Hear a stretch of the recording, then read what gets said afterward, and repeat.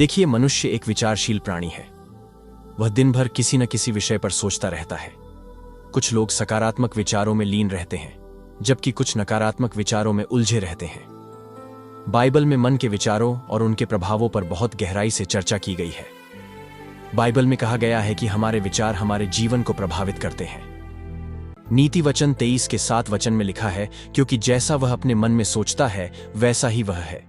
इसका अर्थ यह है कि हमारे विचार ही हमारी पहचान को निर्धारित करते हैं। यदि हम दिन भर अच्छाई, प्रेम और दया के बारे में सोचते हैं तो हम वैसे ही व्यक्ति बन जाते हैं। लेकिन यदि हम चिंता, ईर्ष्या और क्रोध से भरे विचारों में उलझे रहते हैं तो यह हमारे व्यक्तित्व पर नकारात्मक प्रभाव डालता है।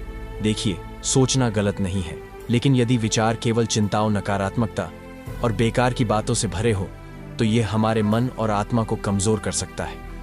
यीशु मसीह ने हमें चिंता से दूर रहने की शिक्षा दी है।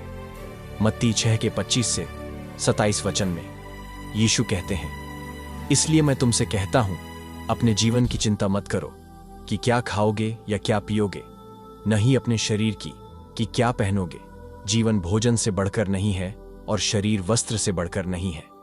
यीशु हमें सिखाते हैं कि अनावश्यक चिंताओं में समय व्यर्थ करना सही नहीं है। परमेश्वर अपने लोगों की चिंता करता है और हमें उस पर विश्वास रखना चाहिए। बाइबल हमें यह भी सिखाती है कि हमें अपने विचारों को सकारात्मक और परमेश्वर की बातों पर केंद्रित करना चाहिए। फिलिप्पियों 4 के 8 वचन में लिखा है, निश्चय ही जो बातें सत्य, योग्य, न्याय संगत, पवित्र, सुहावनी और अच्छी कही जाती है, यदि कोई उत्तम और प्रशंसा की बात हो तो उन्हीं पर ध्यान लगाया करो। इसका मतलब यह हुआ कि हमें अपने विचारों को अच्छाई, सत्य और प्रेम पर केंद्रित करना चाहिए। जब हम ऐसा करते हैं तो हमारा जीवन आनंदमय और शांतिमय हो जाता है। लेकिन जो लोग दिन भर चिंता में डूबे रहते हैं वे शारीरिक और मानसिक रूप से कमजोर हो जाते हैं। बाइबल के अनुसार जब हम चिंता करते हैं तो यह हमारे विश्वास को भी कमजोर कर देता है।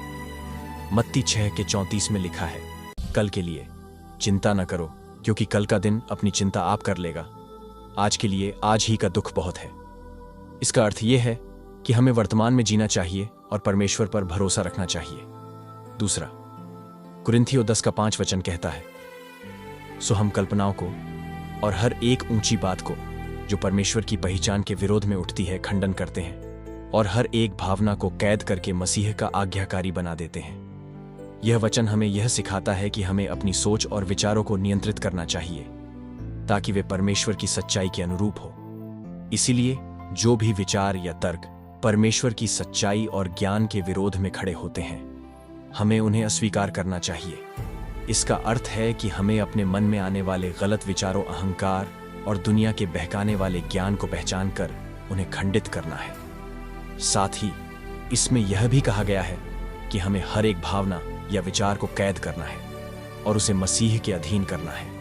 इसका तात्पर्य यह है कि हमें अपने विचारों को परमेश्वर की इच्छा के अनुसार ढालना चाहिए और मसीह की शिक्षाओं का पालन करना चाहिए। लेकिन फिर भी यदि आप दिन भर सोचते रहते हैं और इससे परेशान रहते हैं तो बाइबल कुछ उपाय बताती है। वह इस प्रकार है। पहला है, प्रार्थना करें, क्योंकि पहला पतरस 5 के 7 वचन में बाइबल कहती है, अपनी सारी चिंताओं को उसी पर डाल दो क्योंकि वह तुम्हारी चिंता करता है। दूसरा है, धन्यवाद दे, क्योंकि पहला थिस्सलुनीकियों 5 के 18 वचन में लिखा है, हर बात में धन्यवाद करो क्योंकि मसीह यीशु में तुम्हारे लिए परमेश्वर की यही इच्छा है। तीसरा है, परमेश्वर के वचन को पढ़े, क्योंकि भजन संहिता 119 के 105 वचन में कहा गया है, तेरा वचन मेरे पांव के लिए दीपक और मेरे मार्ग के लिए उजियाला है।